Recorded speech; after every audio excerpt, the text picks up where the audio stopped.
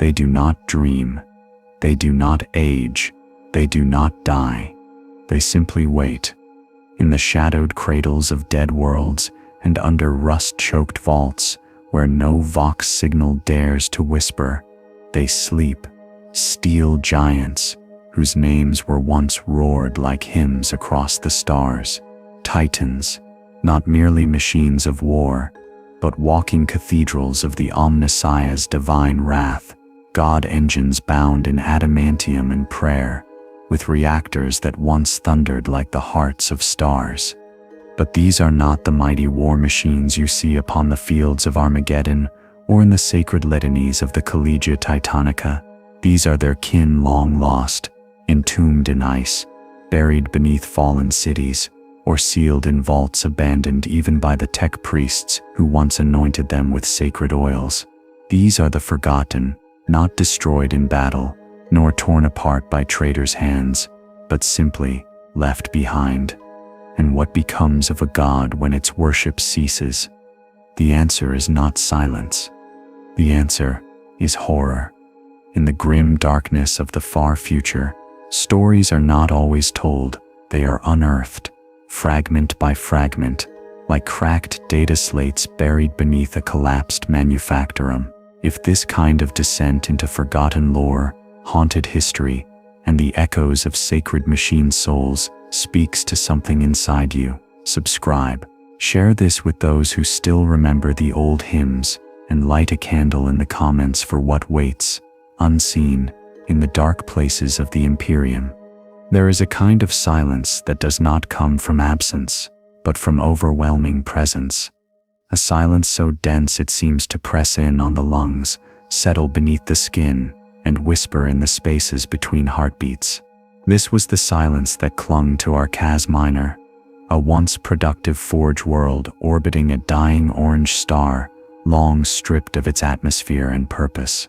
No vox traffic, no orbital signal, no echo of prayer, just ash storms, petrified ferrocrete, and the windless decay of planetary entropy.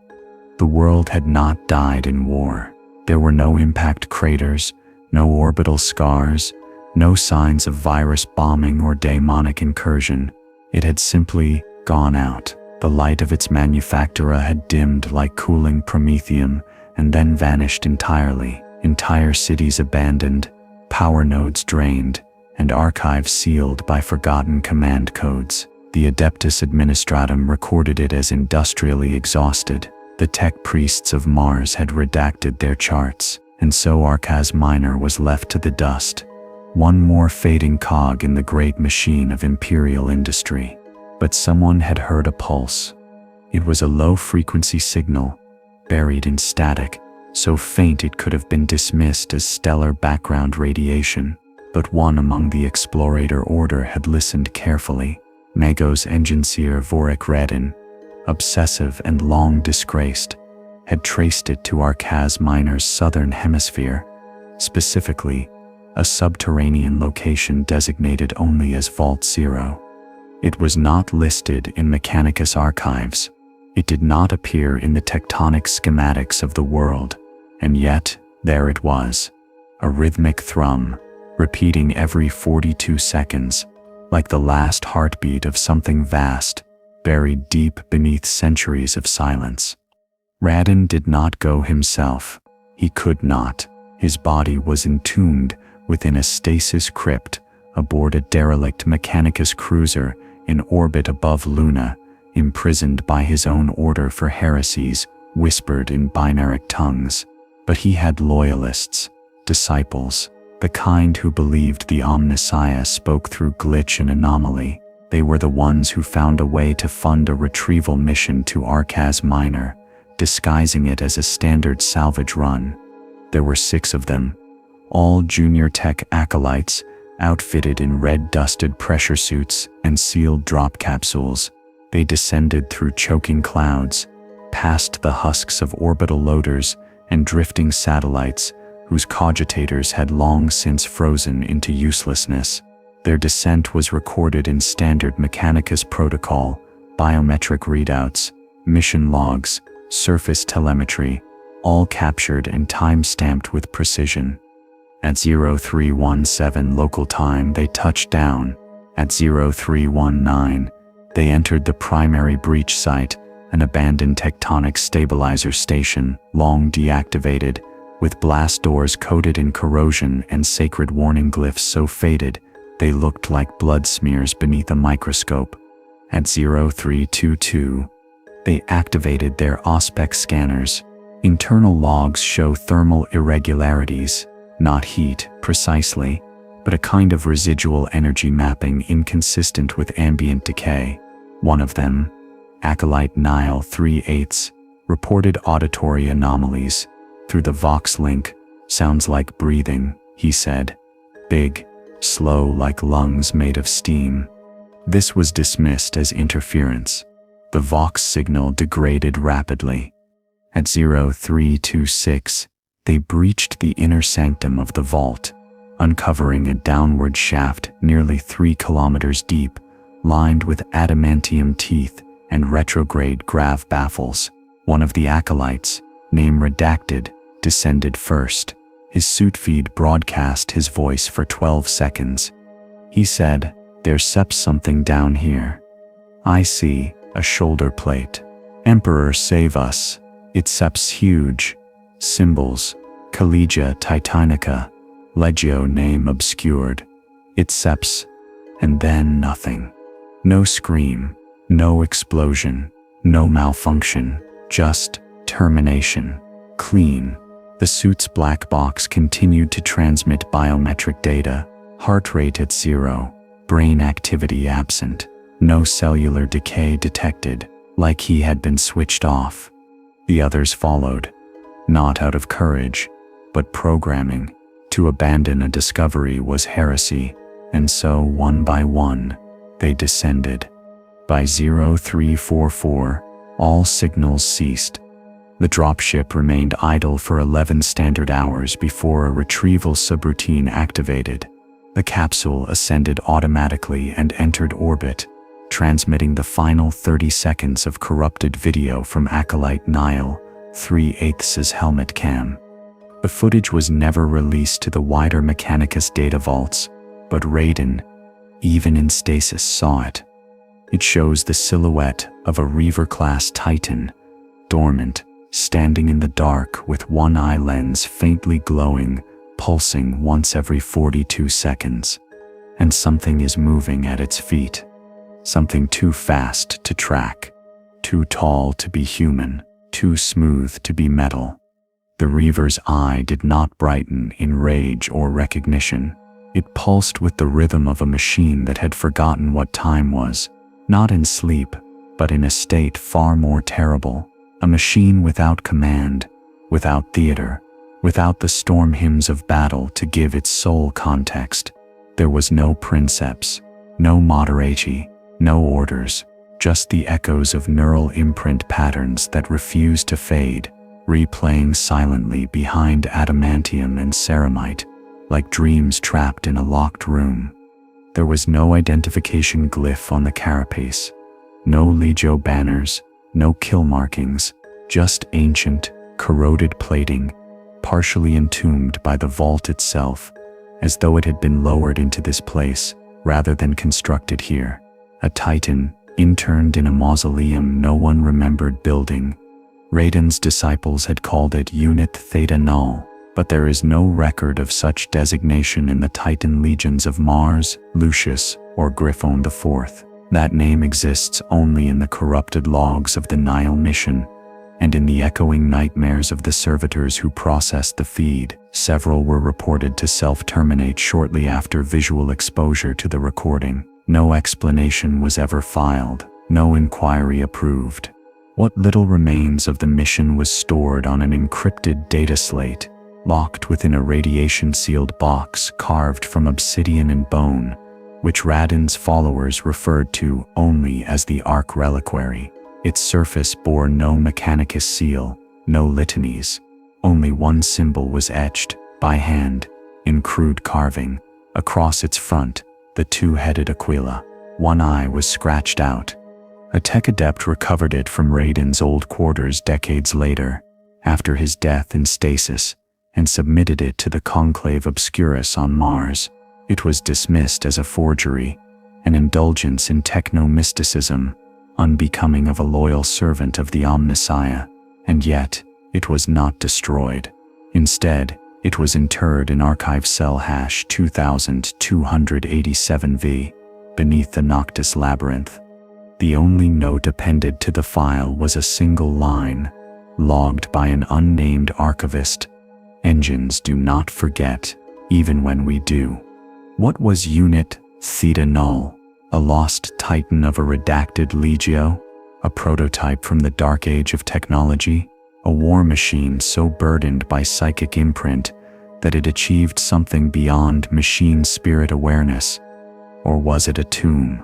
There are whispers within the forged temple vaults of Voss Prime, spoken only in rust code and confessional binaric, of titans whose machine spirits became infected, not by the warp, not by scrap code or Xenos subversion, but by the minds of their own crew, princeps who had merged too deeply, too absolutely into their god machines, who died within them, not as bodies, but as presences, neural echoes etched so deeply into the synaptic core that the titan no longer needed flesh to function. These were not haunted engines, they were the ghosts. If Theta Null was such a thing, then the silence surrounding it is not negligence, it is fear. The Mechanicus does not fear easily.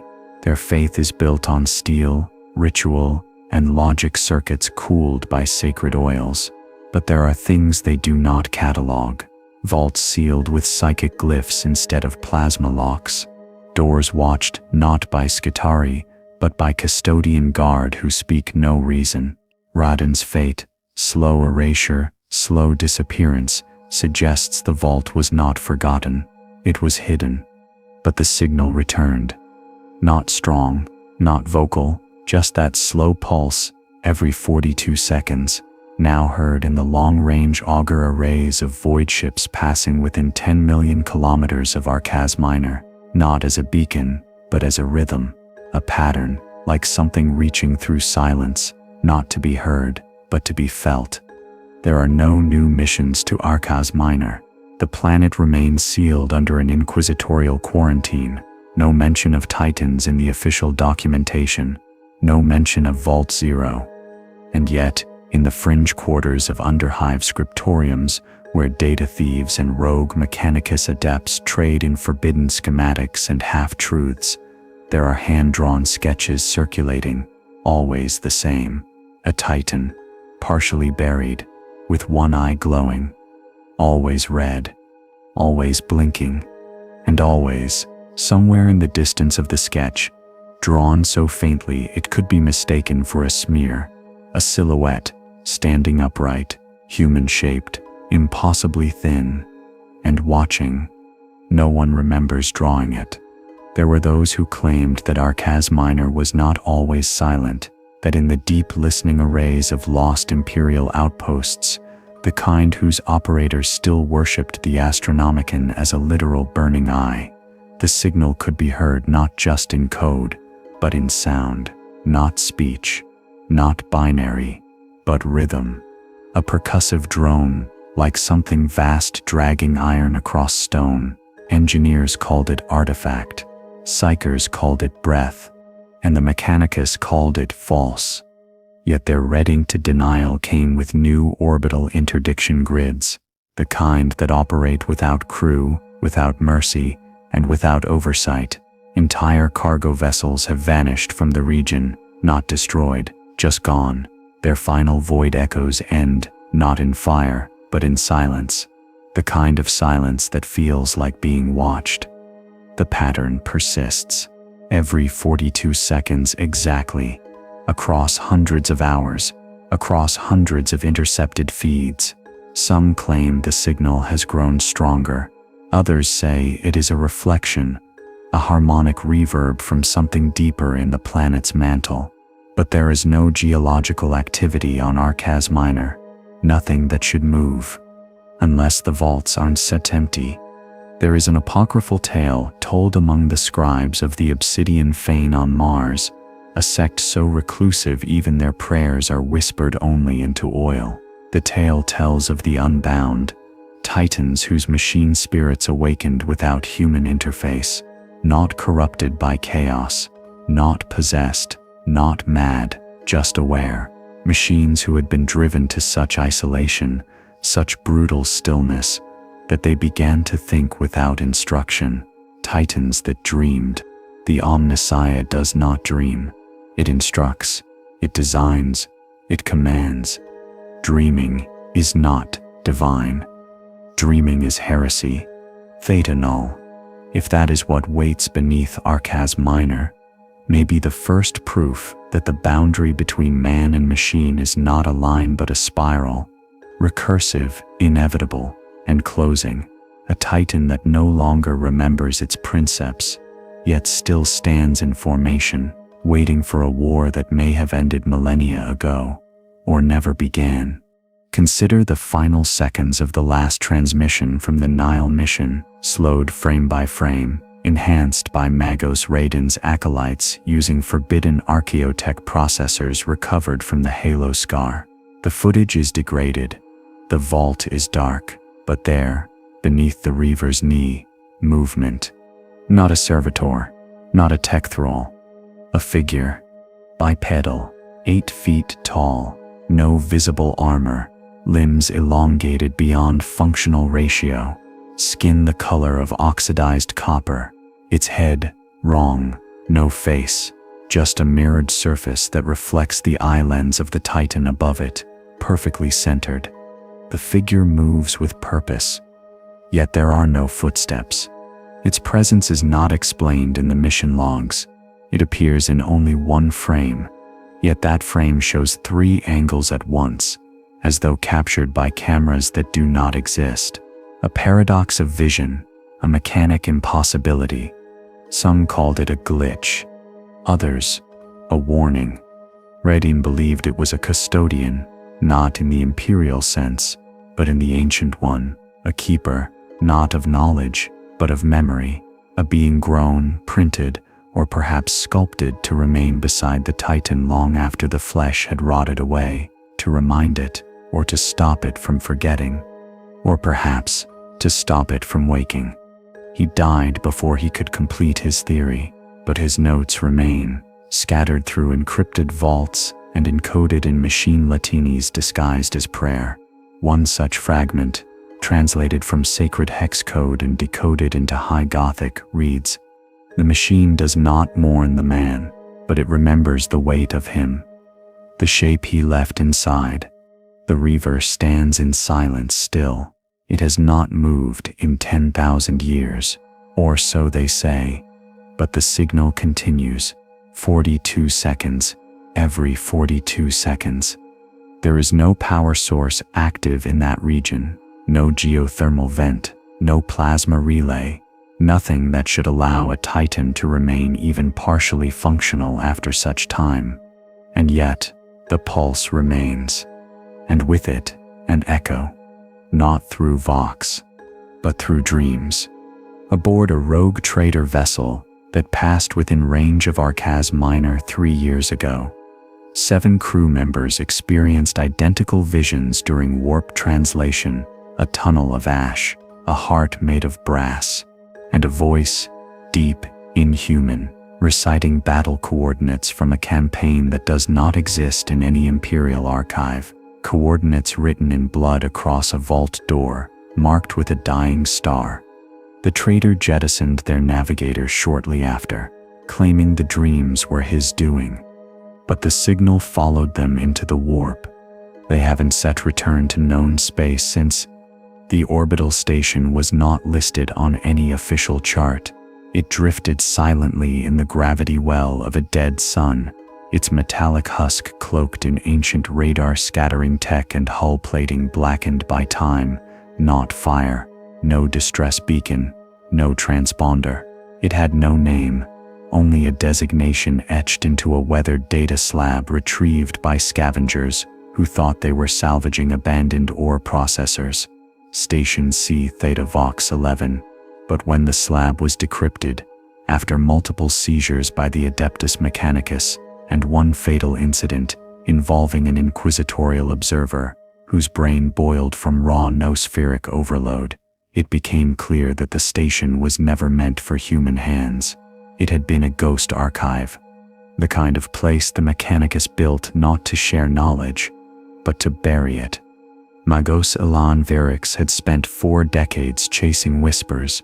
Some called her a radical, others said she was doomed, but all agreed on one thing: she listened to things others ignored. While the cult Mechanicus delved deeper into replication, biofusion, and synthetic ascension, Verix hunted after what they discarded: corrupted fragments, broken logic stacks, erratic scrap code that behaved like thinking things. Most saw malfunction, she saw intention. When the slab reached her, she felt its temperature rise in her hand, though it had no power cell. The data was fractured, centuries old, spliced into itself 1,000 times like a memory, repeating until it broke its own meaning. But there were phrases, names, timestamps referencing the heresy era. A title, Echo Custodia, Memory Set 41, and below it, in a different dialect of Binaric, a phrase she would later describe as mechanical guilt. I remember too much. That was how she found the station. Its orbit was broken, decaying, as though it had slipped from some long-forgotten stable path. Even at distance, its machine spirit resisted intrusion. Standard access litanies were rejected. Pilgrimage codes responded with static screams. But Verix didn't approach through official hymns. She spoke through fault, through corruption. Her Voxcraft sang a code fractured just enough to be familiar to the broken thing listening. It answered. Docking was manual. Lights did not guide her in. The gantries remained folded like dead limbs. No servitors moved to greet her. Only when her mag boots touched the hull did something awaken, not mechanically but emotionally. She described it in her personal logs as a presence that exhaled. Inside, the air was thick with inert chemical preservatives, long evaporated into something heavier than dust, but lighter than oil. The walls sweated rust in vertical streaks. Cogitator stacks, once meant for processing entire subsector data flows, now sat like silent monoliths, their blinking lights extinguished, their communion with the wider Mechanicus severed. But something still moved. Not visibly, not physically, but in the air, in the way cables twitched ever so slightly when unobserved, in how screens flickered not at random but with rhythm, like something behind the walls breathed through wires. Verix traced the power fluctuations to a central core, 6 stories below the station's primary command nexus. It was there she found the chamber, round, metal-veined, and humming. At its center stood a column of black data glass, encased in an ossified frame of unknown alloy, not plasteel, not adamantium, something that absorbed light rather than reflected it. Its surface was cold, until she touched it. Then, for exactly 8 seconds, it grew warm, and it spoke, not aloud, not in binaric, but in her memory. She saw things she had never seen. Battlefields made of bone, titans walking in silence through clouds of ash, a single red eye blinking like a heartbeat buried in stone. She felt emotions not her own: anger, grief, isolation, and beneath all of it, purpose, not the cold logic of programming, not the divinity of the Omnissiah, but something older, something mechanical, yes, but aching. The core identified itself as Remembrance Subset, Legio Venator 041, a Titan memory fragment, one that had been awake for over 10,000 years. The designation Legio Venator was known to Verix, not as a functioning Titan legion, but as an archival footnote, buried deep in heresy-era codices sealed by the Lex Mechanicum Ultima, the Hunters. A legio assigned to frontier defense, far from Terra, operating on the very edges of the segmentum obscurus. Record ceased abruptly after M31. No formal destruction, no betrayal, just silence, as though the entire Legio had been erased, not forgotten. But here it was. The memory fragment did not communicate in words, not truly. It transmitted impressions, each one a cascade of symbols, blurred images, emotional vectors compressed and launched into the cortical interface like a mnemonic spear.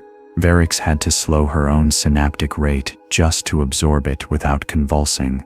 What she found within was not a single consciousness, but a chorus, dozens of voices layered atop one another, princeps, moderaci, sensoria adepts, all speaking from within the same frame, overlapping in an impossible simultaneity, the kind of neural merger that should have shattered long before.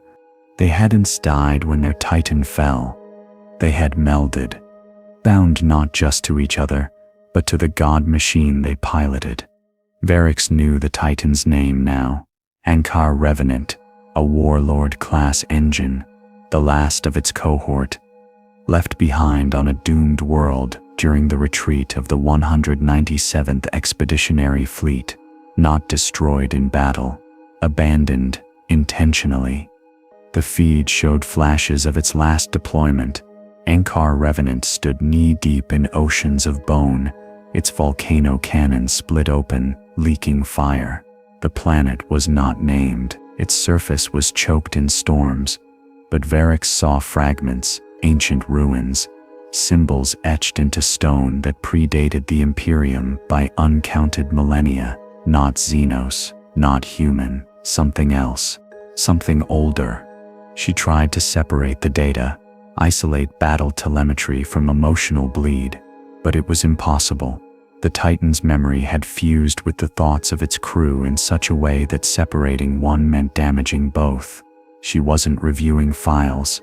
She was experiencing the end of something sacred, something aware. It was then that the power surge began. Not mechanical, not from the station, from the core. Readings spiked.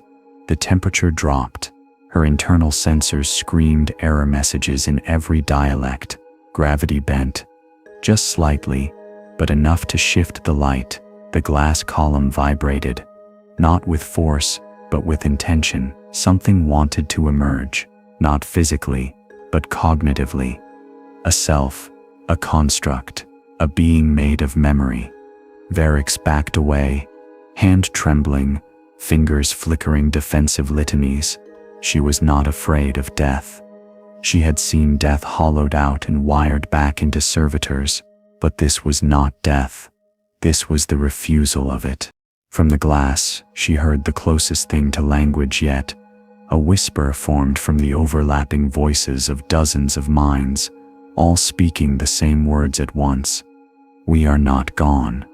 The lights in the chamber flickered to black. For one full minute, nothing moved. Then with a sudden surge, the station's cogitators activated. All of them, systems long dormant, lit up, as if returning to combat readiness. Port shielding opened. Auto-scribes began to record phantom battle chatter. A targeting grid activated, and for a moment, Varix felt as if the station itself was aiming. Not at her, at something else. A projection appeared in the center of the room. A ghostly red wire frame of a Reaver-class Titan, scarred and incomplete, missing limbs and bearing no heraldry. It turned slowly, its eye lens flickering to life. Not a recording. A presence. Somehow, what remained of Ankar Revenant had not simply remembered, it had replicated itself within the station, embedded in the cogitator stacks like a shadow clinging to the mind of a dying man. Varix ran. She didn't flee like a coward, but as a tech priest who had seen too far beyond the machine prayers, a hear-tech by proximity, if not intent. What she had encountered was not an echo, not a data image, but a survivor, a fragment of a Titan's soul that had refused to die with its body, and had instead wandered into the data void, seeking something to inhabit, something to become.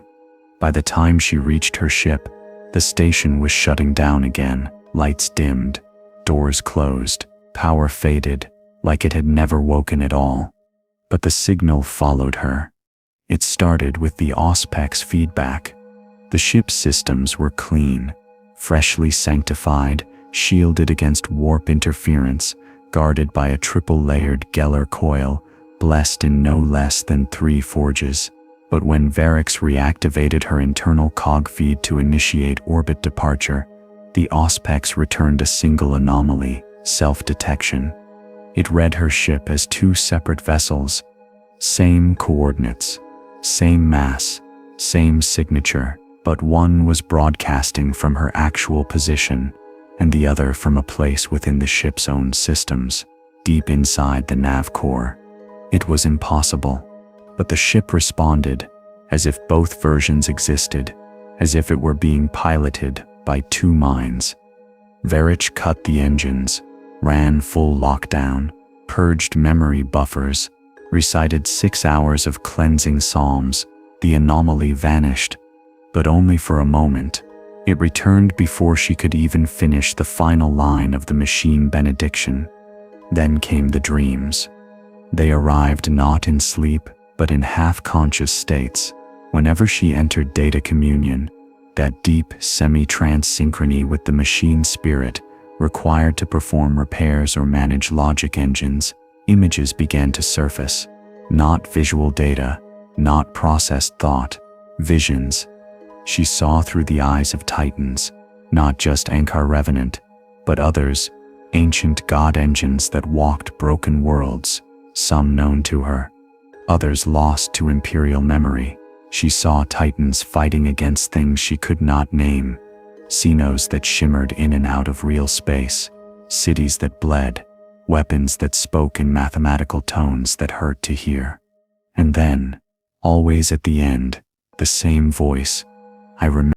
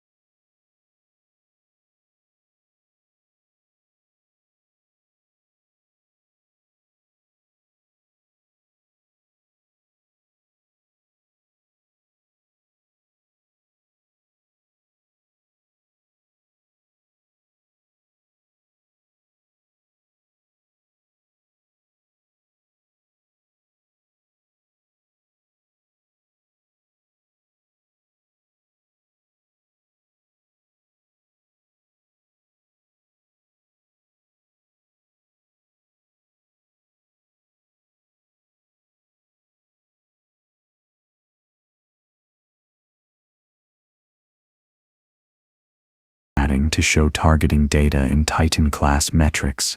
Then the void shields recalibrated to frequencies used only by Collegia Titanica engine ranks. Then came the structural overlay, her bridge rendered in predictive schematics as a command throne, complete with thought throne interfaces and neural anchor lines, none of which physically existed. The ship was becoming something else, or perhaps remembering being something else. Varich tried to leave the system. Every warp translation failed. Not because of the warp, because the ship refused. Navigation systems looped her back, Estimated location Arcas Minor, again and again no matter the vector, as if her entire reality had been folded around the pulse, that ancient 42-second rhythm.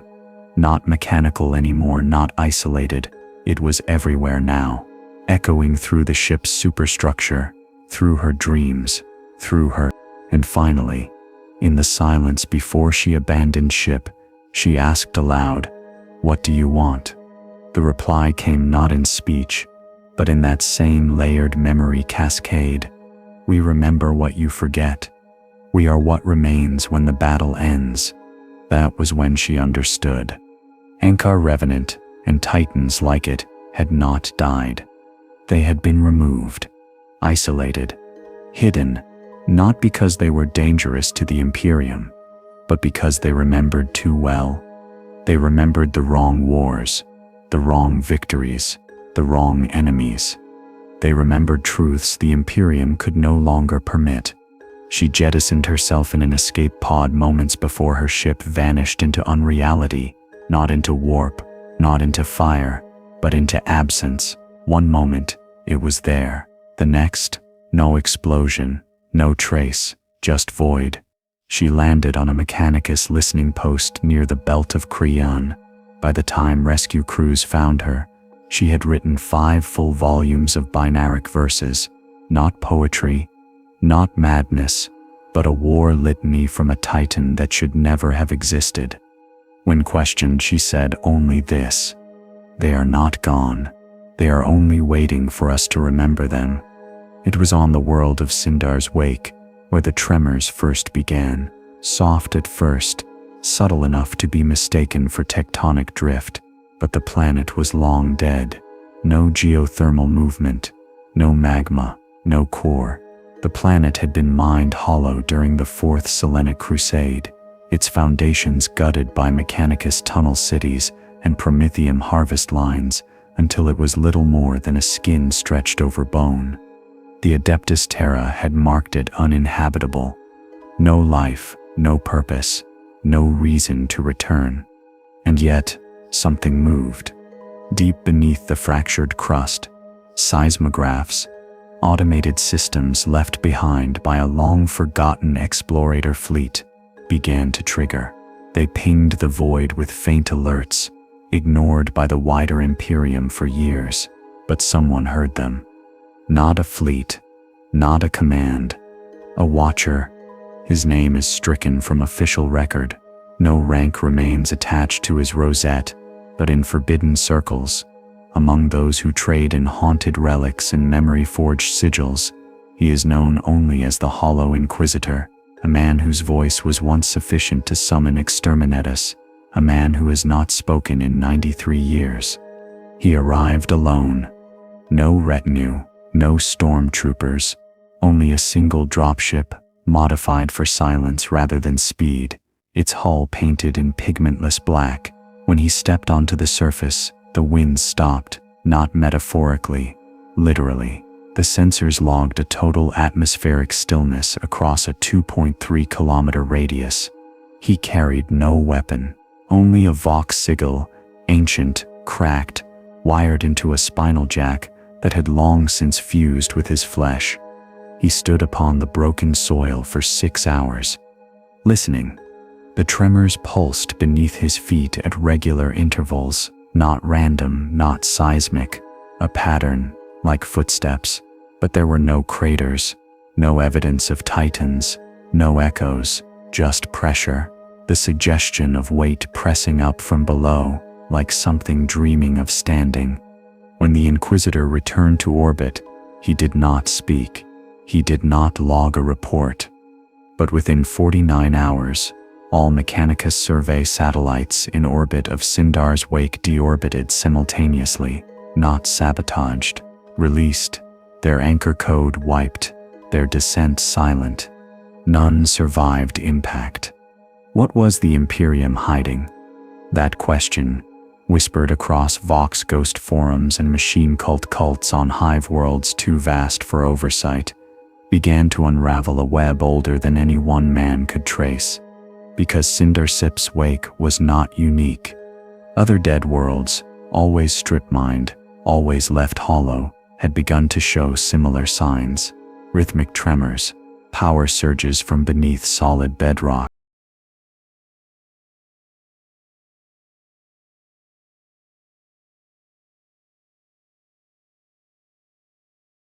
Confirmation. Just the sense of pressure, of something vast, unseen, rising without motion. A motionless march. It was the Skitarii of Forge Hexa 9 who brought back the first fragment. They'd been ordered to retrieve archaeotech from the vaults of Darnok's Fall, another gutted world, silenced after the disappearance of its final mining enclave. Deep within a collapsed manufactorum, they uncovered a shard of carapace armor, not from any known Titan pattern. Irregular angles. Alloy analysis returned conflicting results. Some scans suggested hardened adamantium, others showed bone. Inside the shard, engraved so deeply it had deformed the structure, was a single phrase: "I knelt until they forgot me." Mechanicus Command redacted the report, but not before one of the Skitarii, driven by something he could not articulate, defected from his command unit and disappeared into the underhives of Seraphon Magna. When he was finally cornered and dismantled, they found his memory stacks overflowing, not with mission data, but with dreams, visions of a Titan graveyard, but not a battlefield, a burial site. He spoke only once before his systems were purged. They didn't fall, they were buried alive. No war record matches such a fate. Titans are never left behind. Even in death, their corpses are sanctified, returned to Forge worlds to be decommissioned, honored, or recycled into sacred steel. But these weren't dead. They weren't alive. They were waiting. No one speaks of the Null March. Not in sanctioned Vox archives, not in the canticles of the Red Priests, not even in the nightmare poetry of the Heretic cults, drifting in the debris fields of lost systems. But the term persists, scrawled on the walls of derelict void stations, encoded in the screams of corrupted astropaths, whispered by dying cogitators moments before catastrophic collapse.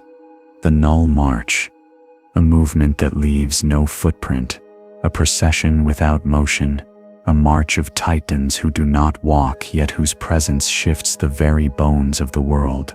According to data fragments found in a black box buried beneath the ruins of the second moons of Halon Zeta, the phrase originated in the final Vox logs of the 77th Myrmidon Battalion. Their last recorded transmission came as their orbiting command ship, a heavily modified Arch Mechanicus, prepared to bombard the surface in response to unrecoverable signal interference. But before the firestorm descended, a single Vox grill activated inside the battalion's forward bastion. The message repeated 3 times, in perfect cadence, before silence took them. They are standing still. They are everywhere. No enemies were ever sighted. No battlefield recovered, just flattened steel, as if something immense had hovered, not walked, over reinforced bastions, crushing them without kinetic impact. No heat, no force, just pressure, as though the very concept of mass had decided to gather in one place without obeying gravity. That should not be possible. And yet, the phenomenon has now been mapped across 17 systems, not confirmed, never confirmed, just sensed, felt, in the deep veins of cracked planets, in the memory stutter of planetary AI cores, in the way Skitarii link nodes pause for a full half-second when certain coordinates are input, not as a glitch, but as reverence or fear. One story, unverified, spoken in fearful reverence by survivors of Forge Pholaxi Delta, tells of an Enganseer who disobeyed order and descended into a forbidden tunnel beneath a failed STC dig. What he found was not a ruin, not a cave, but a hangar, a chamber the size of a city. Inside stood a Titan, not moving, not powered, just standing. It bore no legio heraldry. Its armor was rusted, cracked, half-eaten by time, one arm missing, cables trailing like entrails, but its eye lens was intact, and according to the engineer, it followed him, not physically, not with movement, but with presence. He described it as being seen from the inside out, as though something behind his bones had been made visible, weighed, measured, and remembered. He left without a word, deactivated his own mind interface before ascending. He took a vow of silence. No record remains of the Titan, but seismic logs show a pulse began after his departure, one that continues to this day, exactly every 42 seconds. A scholar might note that same rhythm matches the ancient signal of Arcas Minor. A mystic might call it a prayer. A warrior might call it a countdown. But the Titans of the Null March do not speak. They do not signal their return with banners or declarations. They rise in forgotten tunnels on broken worlds in the spaces between records, places the Imperium has abandoned or worse, chosen to forget. And wherever they appear, reality bends. On Bellastrax, the sky warped for 6 full minutes over a no-man's zone before collapsing into a storm of glass-like ice. No readings, no warning, just a hole in logic. On Grendeke VIII, 3 kilometers of void-shielded bunkers vanished overnight. In their place stood footprints, perfectly round, not pressing down but up, as if the ground had risen to meet something. And on Tancred Prime, a rogue psyker screamed a single phrase into the air before disintegrating into salt. We dream them louder every day. The Administratum calls these events unconnected, mass hallucinations, experimental weapon discharge, environmental stress collapse. But the pulses continue, always beneath, always rhythmic, always waiting. There is a myth among the Adeptus Mechanicus, whispered in the deepest sanctums where the sacred data slate burns blue in the dark, that some Titans never truly die, not as machines, not as constructs of metal and ceramite, but as spirits, fragments of ancient will and wrath, tangled within the rusted sinews of forgotten war engines, trapped in the endless echo of their own cognition. These are the ones who never shut down, not decommissioned, not slumbering in decay, but still awake, though their minds have slipped beyond mortal comprehension, lost to time, to memory, and yet always there, in the dark, beneath the steel and ash. It is said that on certain dead worlds, places stripped bare and discarded by the Imperium, these Titans linger in liminal states, neither truly alive nor dead, caught between the pulse of the machine spirit and the silence of oblivion. Their systems flicker in broken bursts, their voice echoes faintly on lost Vox channels, their footsteps reverberate not through space, but through the fragile membrane of reality itself. Few have encountered such entities and lived to speak of it. Even fewer have returned with their minds intact. One such survivor is Engineer Caloran Voss, last known to be stationed on the derelict forge world of Verex Prime, a place burned to ruin in the wars before the Great Rift. Caloran's final report spoke of a towering figure, a Titan unlike any catalogued by the Legio Cybernetica, that rose from the forgotten manufactorum of the world's core. Its armor bore no Legio markings, but instead carried ancient sigils, worn almost away, that whispered of the Adeptus Custodes themselves.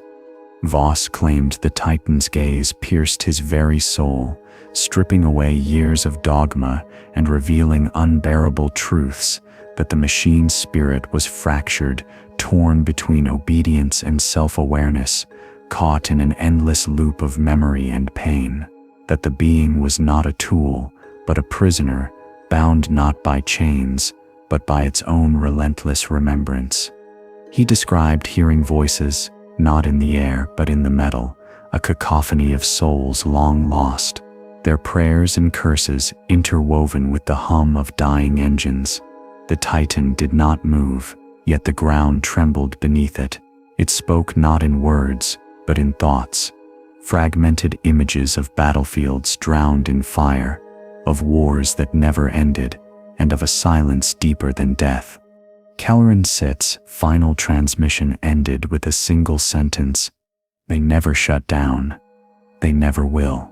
When recovery teams arrived months later, all they found was his scorched data slate, a broken servo arm clutching at empty air, and a lingering pulse on the Auspex spectrum, a rhythmic beat, steady and unyielding, like the slow march of forgotten gods. These are not mere machines. They are echoes of a time when war was eternal, when the Titans strode as living legends, wielding firestorms that could scorch moons and silence entire fleets. And now, after millennia, their shadows stir once more. The Imperium's response to these phenomena is as quiet as it is swift. Entire data archives vanish, evidence is systematically purged, and entire investigation teams are reassigned or declared missing. Officially, the Adeptus Mechanicus denies all rumors of reawakened Titans, dismissing reports as fractured psyker illusions or rogue Heretic fabrications. But beneath the polished veneer of bureaucracy, there are those who watch, who listen, who prepare. Among them are the custodian guard of the Solar Watch, a silent cadre sworn to protect the Emperor's realm from threats both physical and metaphysical. The custodians know what lurks in the forgotten corners of space, in the desolate corridors of manufactorums, and in the liminal spaces between memory and reality. They speak of the Wraith Titans, vessels of wrath, whose metal hearts pulse with ancient grief and fury, ghosts of wars that never truly ended. In whispered liturgies, some claim that these Titans are remnants of the lost legions, constructs abandoned when the Great Crusade fractured, or perhaps machines forged by the Dark Mechanicum in heresies long buried. Others murmur darker tales, that these Titans are vessels for fragments of the Emperor's own psychic essence, shards of divinity lost in the endless night of the warp, cursed to wander steel carcasses until the final reckoning. Whatever the truth, their awakening marks a turning point. On the forge world of Tarsus Ultra, a team of Skitarii discovered a buried sanctum beneath the ruins of an ancient manufactorum. Inside lay the remains of a Warhound-class Titan, but unlike any recorded in the Legio patterns. Its hull was covered in a lattice of burned runes and arcane inscriptions, a fusion of Adeptus Mechanicus technology and unknown sigils that pulsed faintly with warp taint. The team's Auspex readings fluctuated wildly as they approached, communications became fragmented, and the Vox grill buzzed with distant echoes of voices speaking in dead languages. The Skitarii commander, a veteran engineer named Haxius, reported feelings of overwhelming sorrow and rage emanating from the corpse. Instruments recorded a rhythmic pulse, perfectly synchronized to the 42-second cadence, whispered about in forbidden tales. Haxius ordered the team to withdraw, but not before they recovered a fragment of the Titan Sep's armor, blackened, pitted, and inscribed with a single cryptic phrase: "I bear the burden of endless wars." Back on the Forge world, the armor shard emitted subtle psychic impressions, tormenting those who held it with visions of battlefields drenched in promethium and the ceaseless roar of void cannons. Some Skitarii were driven mad, whispering of a war that never ceased, a war that played out beyond the confines of time and space. The custodian watchers interpreted these visions as a warning. The Titans of old were not merely relics to be recovered or destroyed. They were carriers of an eternal war, a war that had transcended physical conflict and now existed in the realm of memory, spirit, and forgotten pain. It was a war that the Imperium had hoped to bury forever. But war does not end. It waits. It watches. It remembers. And when the time is right, it will rise again. The sky above Bellatrix Prime hung heavy and dark, a rusted ceiling cracked with veins of molten metal and drifting ash. No stars shone through the toxic haze.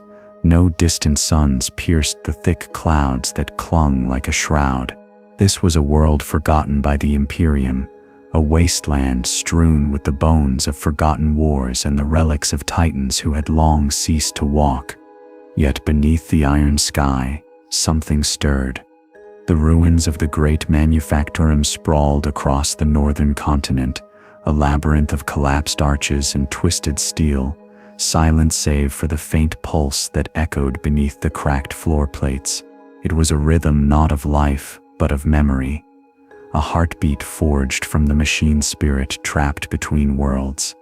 Captain Arlen Voss of the 13th Legion Astra Militarum had been dispatched to investigate the disappearances of several scouting parties. His men whispered of shadows that moved against the wind, of whispers caught on the Vox grill that spoke not in words but in agonized cries.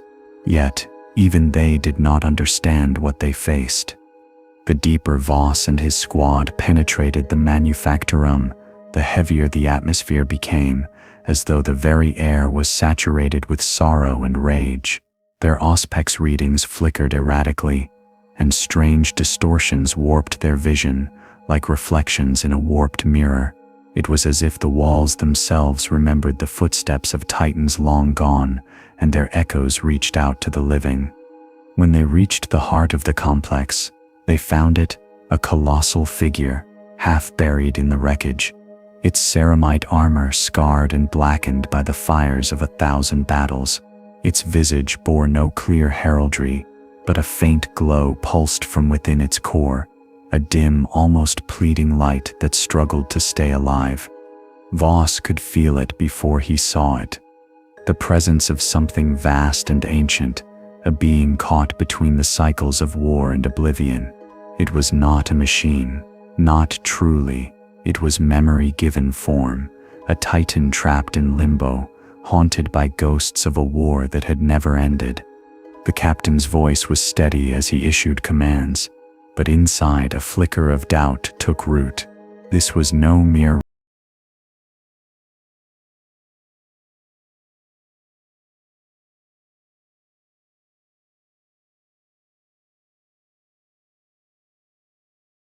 It seemed to watch, not with eyes, but with the weight of 1,000 battles etched into every plate of its shattered frame. The air hummed with static, and for a moment Voss swore he heard a distant chant, a litany of forgotten names, a prayer lost in the endless war. That night, under the iron sky, the pulse quickened. The Titan's core flared with sudden intensity, casting long shadows across the broken floor, and in that moment, the barrier between past and present, machine and spirit, war and peace, began to blur. Captain Voss realized then that the Titans were not merely relics of iron and flame. They were the last light beneath a dying star, a flicker of defiance in a galaxy consumed by endless conflict. And as the pulse grew stronger, so too did the question that hung heavy in the air. When the forgotten Titans rise, what becomes of the Imperial?